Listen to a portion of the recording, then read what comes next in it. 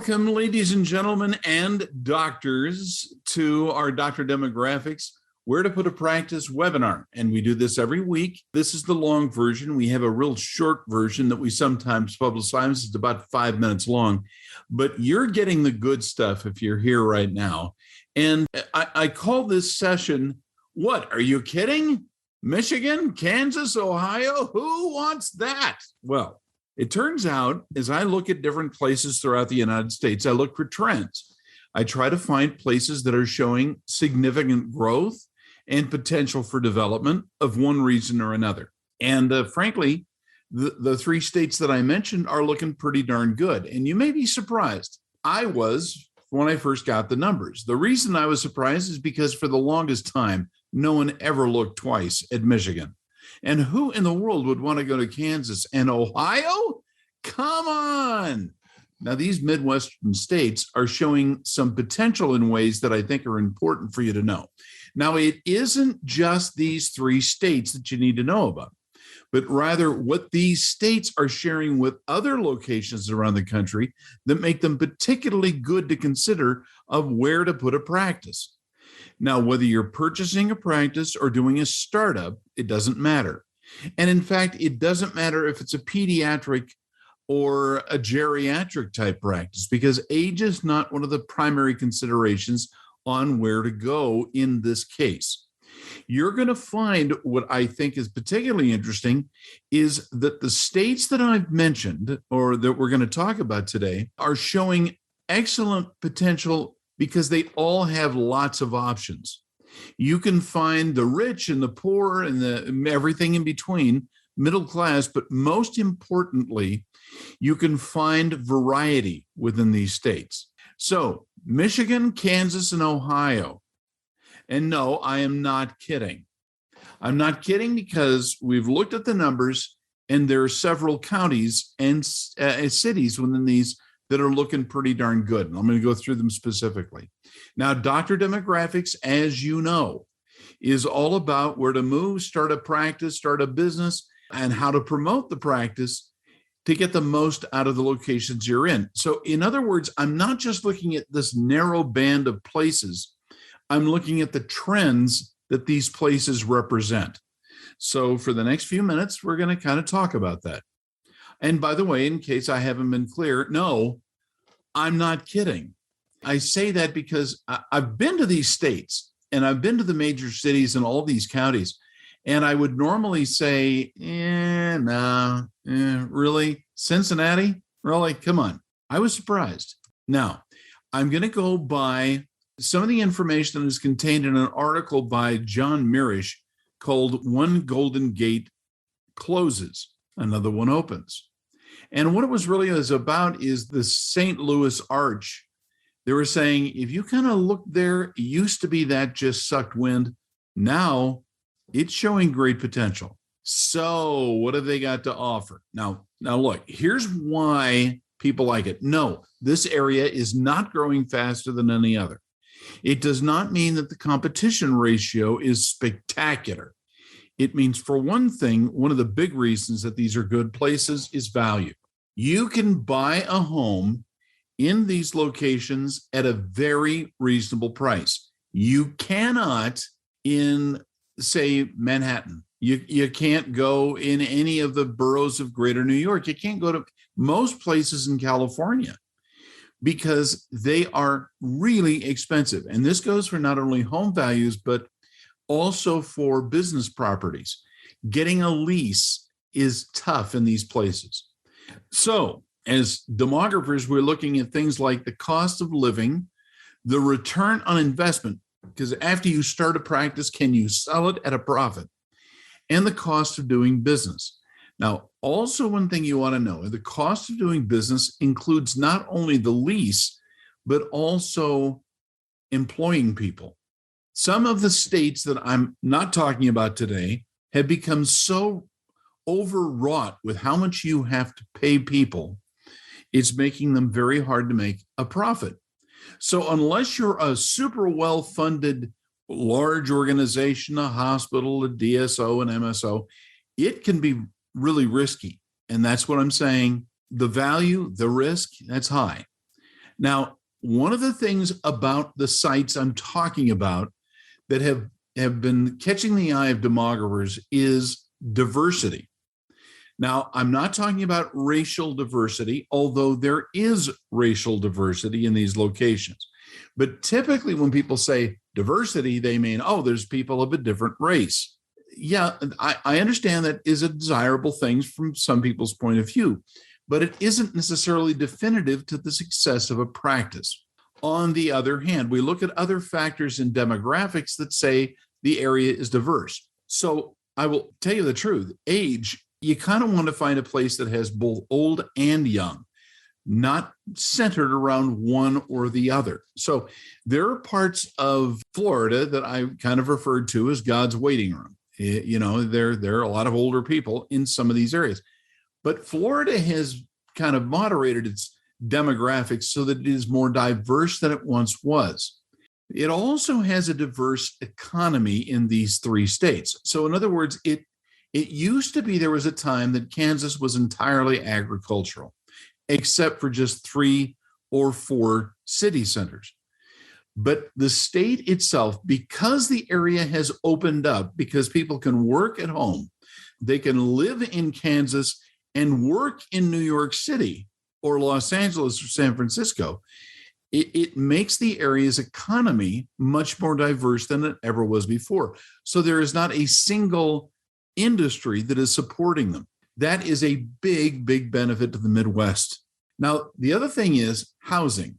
Now, it may sound odd, but with the pandemic, as people came out of the pandemic, a lot of people said, hey, you know, that little Cracker Barrel apartment that I rent for way too much money? I want to get out of here. I want to have a backyard. I want to have a park. I want to be able to go out and jog in the morning or at night. I want there to be very low crime. So they're looking at the nature of housing and the types of communities there are. And that is one thing that within the Midwest has made them much more popular than they were before. The other thing that I'm kind of mentioning was the types of employment. In other words, the kinds of businesses that will allow people to survive and thrive when they're living in one circumstance and they're working in another has been a big benefit to the Midwest. Now, I happen to know some people who are working at a large animation studio in California, but they live in Utah. They're able to do this because they need people very badly who are within this industry. And they're saying, well, you want to live in Utah? Fine. It'll cost you half as much to live than it is local to us.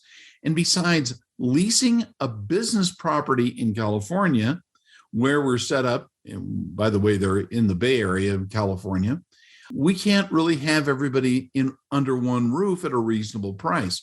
So it has made kind of a divestment in employment, which has made these states particularly good. And the other thing I ought to point out is lifestyles.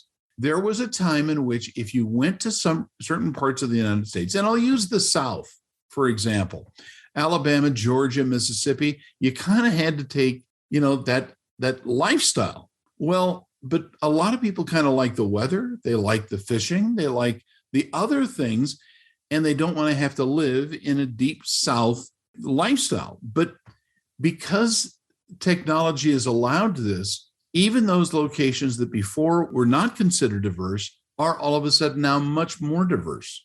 An example was I have an associate who does electronic gaming, and he was kind of surprised at how many places, not in the big cities, industrial centers, that are hiring people who are creating gaming and computer programming and their coding all over the place. So that has become a big diversity benefit. The other thing is there really is significant growth. Now you may say, well, wait a second, I don't see all that many people moving to the Midwest and loving it. Well, it's a relative growth. And actually that growth is primarily in the form of middle-class, owner-occupied homes where people have a higher quality of life. You can actually walk to school with your kids. You can actually be able to get supplies shipped to your home overnight. It's a lot easier, but it's encouraged kind of growth that we haven't seen before. So it means that In parts of the United States, growth has had to be limited, like in California, because building materials are so remarkably expensive. So what it did is it meant that places could all of a sudden grow that nobody had considered growing because they can ship building materials less expensively than they can to obtain them. Plus the shipping chains, the supply chains are all kind of messed up. So people are doing more creative things about allowing growth to occur. Now, several communities are increasing in size in each of these areas very quickly. Now, you say very quickly, how much? Well, if you look at a population of, say, 10 to 20,000 people, and they grow at 1% per year, that means that a healthcare practice all of a sudden can be born overnight. And they don't feel so crowded as they once did. So when I'm saying growth, think 1 to 2% annual growth rate is great. Don't consider it's got to be more than 10%. Now, there are parts of the United States, don't get me wrong, that are growing that much. Some of these states that I'm mentioning have got neighborhoods like that. And yeah, I can tell you where they are, but it would be kind of tedious for everybody to hear just about the places with this amazing growth amount. So I'll simply say that, yes, there are communities within these areas that are showing, several, that are showing that rate of growth. I would love for a startup practice to have about 3% annual growth rate if possible. But if it is a large enough population and it has churning, which means people moving in and out of the area, that is sufficient growth for you to consider going to for a scratch practice, and certainly a good idea if it comes to a practice purchase. If a practice has 1% growth per year, net growth, listen, that is a great place to consider going, especially if a practice is for sale. Now, there are improving wages in all these areas. And I was surprised to hear that it isn't just that everybody's making crazy good money. It's just that they're making good money compared to the relative costs. Because, yeah, it's nice if you don't have a lot of inflation. But you see, when you do have inflation, you have to have a higher percentage of improving wages in order to justify it.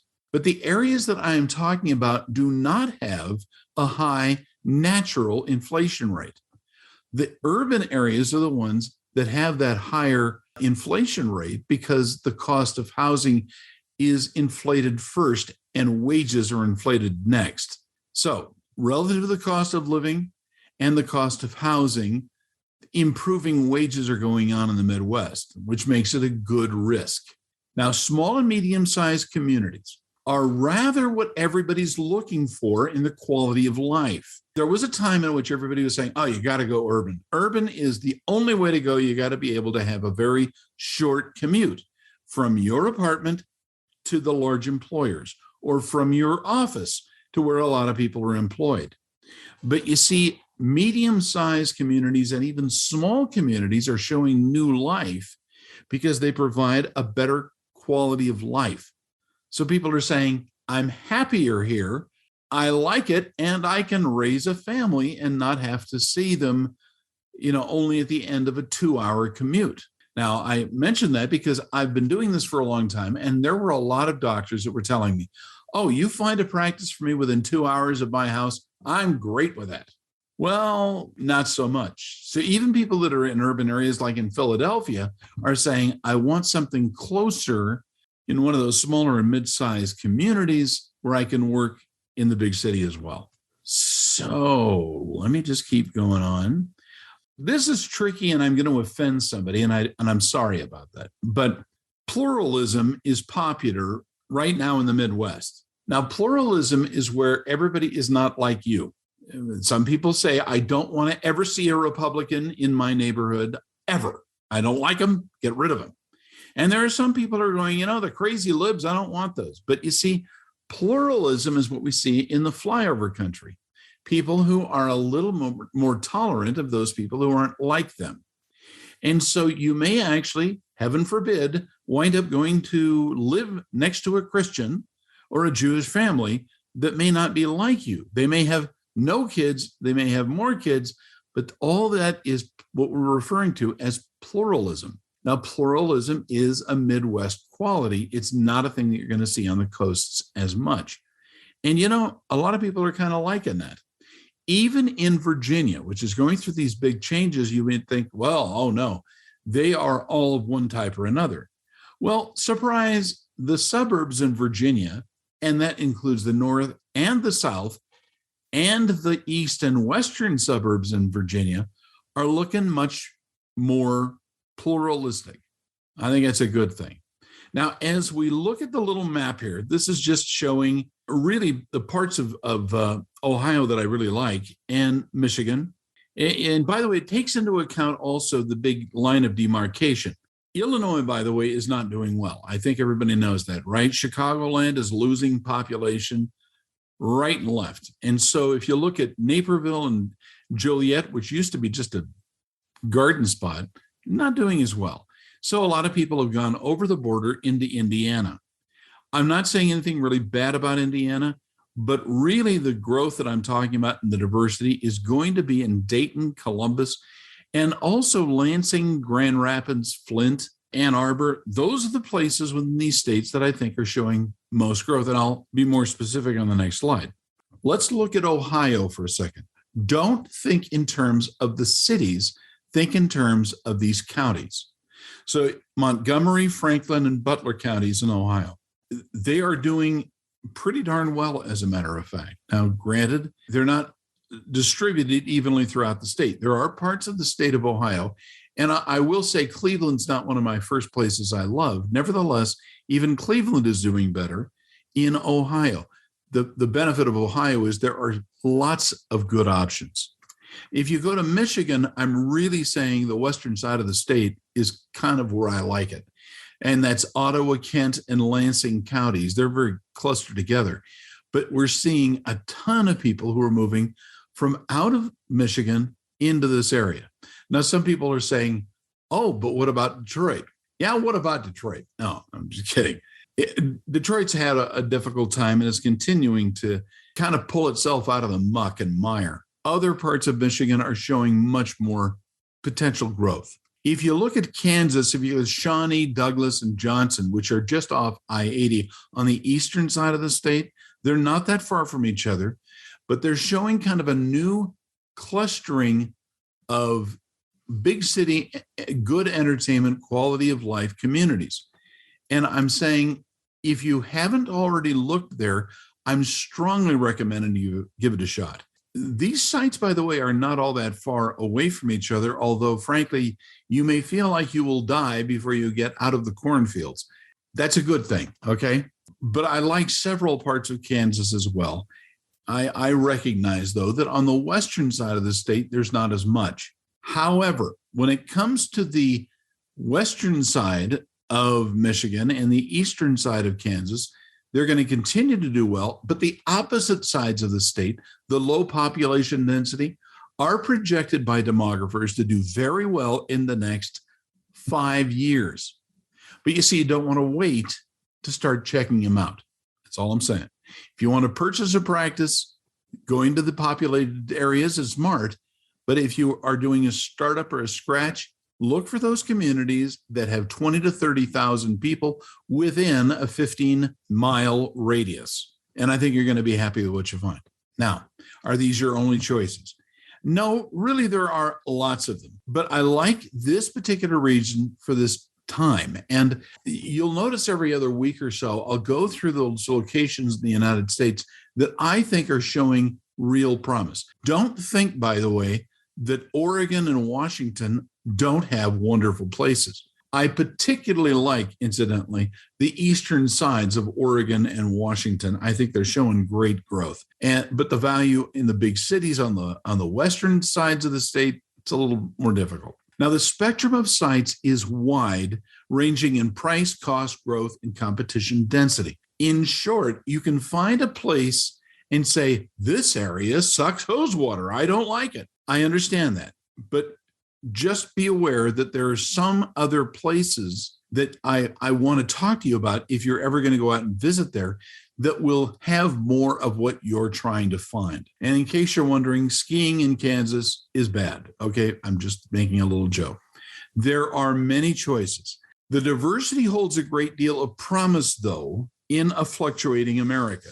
And here's what I mean. There are some people who believe that every place that you go has to fit a certain model. There is a nationally recognized consultant who has a model that he says you have to go to, and your practice can only work if it fits my community model. I don't necessarily think that's a wise way to go, because you're going to find that there are some places that are going to be a little small town feeling, and they may be fantastic. There are others that are only going to be big cities with high rises. They can have potential too. It's the diversity, however, that makes these areas particularly good. And I really like that in the Midwest right now, we're seeing a fluctuating economy. In other words, the reason the economy is doing well or are doing well is because they're diverse. They're not relying upon one thing like, say, tourism. The educational models are varied. I want to tell you, if you're only wanting to go to a college town,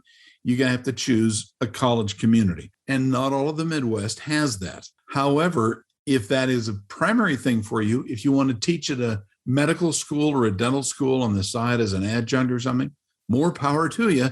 But we have to talk about where those places can be found, because the Midwest doesn't have them everywhere. And by the way, I am not a purist when it comes to educational attainment. You can find good doctors a lot of places, and sometimes the best people I know aren't necessarily the people who've rushed through college. Now, ages, income, and demand is malleable. And I mean by this, if you were to go to a place and you'll say, oh, there are a lot of older people in this community, you're going to notice on another part of the community, the ages will be different. The same thing is true with income in the Midwest. You're going to have neighborhoods where people are fabulously wealthy and others, they're not. That is not a bad thing. I'm just saying you have to locate where you live, perhaps in a different place from the people you treat.